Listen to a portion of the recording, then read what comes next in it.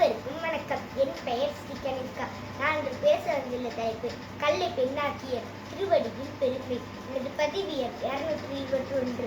அகலி ஒரு சாதாரண பெண் மாதிரி கிடையாது.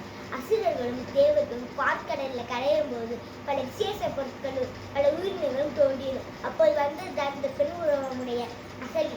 அகலி மிகவும் அழகாக இருப்பார்கள். எப்படி என்றால் பல நட்சத்திரங்கள் இருந்தாலும் ஒரு நிலாவுக்கு ஈடாகாது. அதுபோல அகலி மிகவும் அழகாக இருப்பார்கள்.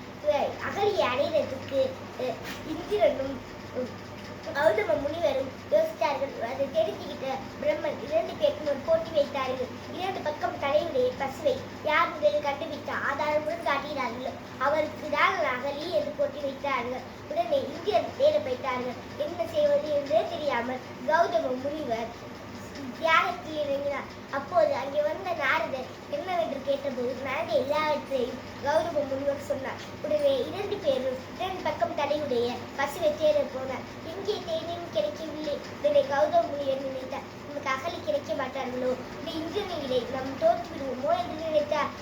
உடனே சிறிது நேரம் கழித்து அருகில் பசு கன்றுவது போல் ஒரு நிகழ்ச்சி நடந்தது.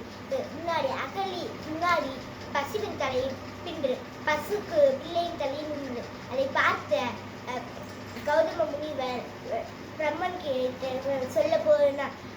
சொல்லிவிட்டு அகலியை கௌதம முனிவருக்கு என்று பிரம்மன் கூறிவிட்டார். சிறிது நேரம் கழித்து எல்லாம் தேடிட்டு வந்த இந்திரன் வந்து அகலி கௌதம முனிவர் கேஸ் போய்விட்டார் என்று நினைத்து மிகவும் கோபமடைந்தார். எப்படியாவது அகலியை அடைய வேண்டும் என்ற யோசனையுடன் சந்திரனை உதவியுடன் 1 மணி நேரம் முன்பாகவே சேவல் பூவது போல் ஒரு ஒளி எழுப்பி கௌதம முனிவரை கங்கைக்கு செல்ல விட்டார். உடனே கௌதம முனிவர் போல் வேடமிட்ட இந்திரன் அகலியின் வீட்டிற்கு சென்று இருந்தார். சிறிது நேரம் கழித்து விடியவில்லையோ என்று யோசனையில் வந்த கௌதம முனிவர் வீட்டுக்கு வந்து பார்த்தவுடன் அகலியும் கௌதம முனிவர் போல் வேடமிட்ட இந்திரனை பார்த்து 2 பேருக்கும் ஒரு சாபம் விட்டார். என்ன சாபம் என்றால் அகலி கல்லாக மாறும் சாபம். ஒரு புனிதமான ஆண் கால் தரப்பட்டால் தான் அகலி மறுபடியும் அகலியாக மாற முடியும் என்ற சாபம். ஒரு மலைப்பகுதியில் கல்லாக மாறிவிட்டார் அகலி.